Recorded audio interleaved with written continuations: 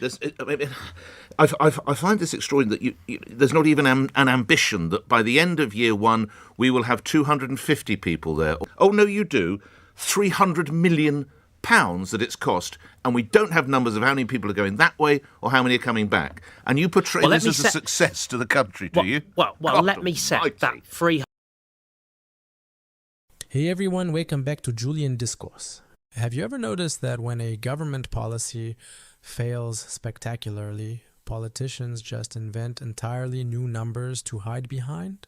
In this absolutely devastating LBC interview, watch Nick Ferrari corner a legal migration minister over the staggering $300 million cost of the Rwanda policy. When he admits the government has literally zero targets for deportations and might even import criminals from Rwanda, Nick expertly dismantles his entire narrative. Hit subscribe and let's watch the establishment script collapse in real time. All right, noting that we've been successful in taking home secretaries to Rwanda and posses of journalists, but no migrants, how come costs have increased to £300 million, Minister? We always said that the partnership both was focused on migration but also an economic development partnership, and we think it's right that we support that economic development piece. We obviously want to relocate people to Rwanda as part of the agreement, but also some of that money is spent on the setup costs and making sure that the capacity is there on the ground in Rwanda to be able to administer this scheme at the first possible opportunity. And also, of course, some of that is money that we have put towards responding to some of the very direct challenges that the Supreme Court raised, all of which have been addressed as part of the treaty and which we are then dealing with also through this bill. How many Rwandans are we taking in return? So we have said consistently from the very outset that we would be willing to take a very small number of people from Rwanda. For example, if people had complex needs that couldn't be met in Rwanda that we could perhaps better meet here in the United Kingdom. But people should expect a very, very small number of people to come through that part of the agreement. What is a very, very small number, Minister? I'm not going to speculate and put a figure on that. Why? But people should have in mind that this is going to be a very small number of people that we would be willing to accept in that direction. 50? I'm not going to speculate on a figure, so but what I'm saying is a very small... But there's no cap then? There isn't, but what I think is crucial in this is that, what we've said, we're acting in good faith. This is a partnership. If, for example, there is somebody in Rwanda that we can support more effectively, then we would be willing to consider that as part of this agreement because we're acting in good faith. And I think, the Rwandan government should be very strongly praised for wanting to be a part of the solution to ending these terrible criminal gang organised crossings of the channel, wanting to save lives and wanting to be part of the answer. And I think that that's a very commendable endeavour of itself. Let's look at the other side of the two-way traffic then. What are the number of people, when it's successful, that you hope to be moving to Rwanda per annum? So again, there's not a precise figure on that, but this is why we are investing in capacity, working with the Rwandan government to make sure that we can operate this partnership in a way that is successful. I hope what it will do is to help put out of business the criminal gangs that organise these crossings by ending that link between getting in a small boat, crossing the channel and assuming that once you get here, you're going to be able to stay. But you and your colleagues must have sat down and have a target figure for what you would hope for. I'm going to say, for the purpose of debate, 20 a month. What are you working to? I am sure that the new Minister for Illegal Migration will be continuing the conversations with the Rwandan government and with the team on our side. I find this extraordinary that there's not even an ambition that by the end of year one we will have 250 people there or we will have 500 people there. This has never been discussed by the Prime Minister or anybody else. We have no idea. Nobody actually has numbers for anything. Oh, no, you do.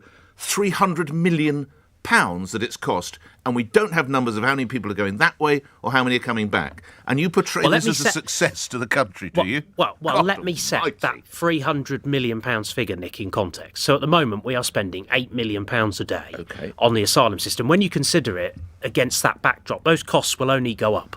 If this remains the status quo, I'm sure that those asylum costs will only go up. This is a key part of us responding to that challenge. I think that this will be value for money. I do think it's the right investment that we're making to make sure that the arrangements are robust, that we can get people to Rwanda. We want to do that as quickly as possible. Okay, that's the ambition, that's determination, and that's what we're going to do. All right, I sense I'm not going to donate numbers. Let's look at other matters. The Prime Minister confirmed yesterday that next week's vote on this Rwanda legislation will not be a confidence vote in him. Why doesn't he have the confidence to have a confidence vote? What does that tell us? Well, I think that there's actually a unity of purpose in the Conservative Party in Parliament Have you to spoken deliver with Suella on this issue. Braverman lately with your unity of purpose? Well, I recognise that colleagues have different views on specific aspects of the legislation, but there is an absolute determination amongst us that these crossings have to stop, that the status quo is not a tenable situation in terms of the channel crossings. The risk to life is unacceptable. The costs are exorbitant and must come down. And I think that what will happen is Conservative colleagues will rally around the fact that the PM is keeping to the promises that he made to the country. Voters, I think, expect us to deliver on this. And there is a unity of purpose to make sure that we see through the promises that we made. All right. I mean, the unity of purpose, you'll be aware, the Prime Minister addressed the 1922 committee. Then a couple of hours later, the Immigration Minister quits. He's not prepared, it would seem, to have a confidence vote. And yet you're saying there's and you have senior Conservative figures questioning the direction of travel, and you're telling me it's a unified party. I think that all of us on the Conservative benches want to see an end to these crossings. And I think it's worth adding, actually. I mean, I have huge respect for Robert Jenrick. He is a valued colleague and I consider him to be a friend.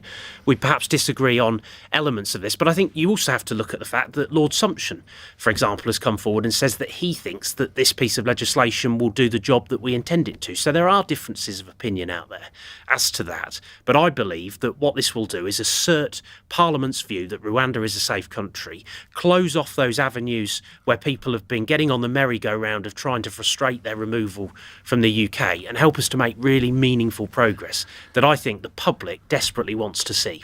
And just lastly on this, as part of the Rwanda deal, we also learn that anyone who is taken to that country from here and then is convicted of a serious crime can be sent back to the UK. So a convicted criminal of a serious level of crime comes back to the UK. Just remind me, and this is a success, is it, this treaty?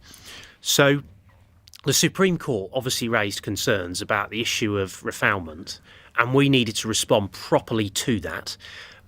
We are now confident that through the treaty, refoulement is no longer an issue, which means that that barrier is no longer applicable to the partnership getting off the ground. But an individual convicted of a crime in Rwanda would serve that prison sentence in a Rwandan prison. And at that point, we would be willing to have a conversation about the future for that individual, were they to decide that they could no longer stay in Rwanda. I'm reading that we take them reach back, an agreement, Minister. Reach an agreement according to the circumstances of the particular case. All right. But that addresses directly the blocker around refoulement, which we had to deal with. What you just witnessed on LBC is the exact moment the British public realized they were being taken for absolute fools by their own government. When Nick Ferrari pressed the legal migration minister for a single basic target, just one metric to justify a staggering $300 million taxpayer bill, the minister completely froze. He couldn't guarantee 250 deportations. He couldn't even guarantee 20 a month. Worse, he openly admitted to a bizarre treaty clause where the UK might actually import convicted criminals from Rwandan prisons back to Britain. To understand why this catastrophic interview destroyed public trust, you have to look at the undeniable timeline. In December 2023, the Conservative establishment was desperately trying to sell the Rwanda deterrent as their flagship border solution. They had just lost Immigration Minister Robert Jenrick, who explicitly resigned in protest because the legislation was fundamentally toothless against foreign courts. So, the government sent out a replacement minister with a script full of bureaucratic buzzwords to defend handing over $300 million to a foreign nation without a single illegal migrant ever being deported. Fast forward to where we sit today in 2026, and the sheer arrogance of that strategy is staggering. The political elite spent years treating the working class like an open ATM, funneling hundreds of millions of pounds into a legally paralyzed scheme. And what was the ultimate result? Keir Starmer's incoming Labour government officially scrapped the entire Rwanda project on their very first day in office in July 2024, leaving the British taxpayer with absolutely nothing to show for it except a broken border and a drained treasury. The political class refuses to secure the border, refuses to provide metrics for success, and refuses to take accountability for their multi-million-pound failures.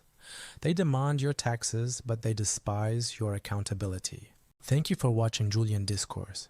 If you refuse to let the establishment treat your paycheck like monopoly money, hit that subscribe button, leave a like, and I'll see you next time.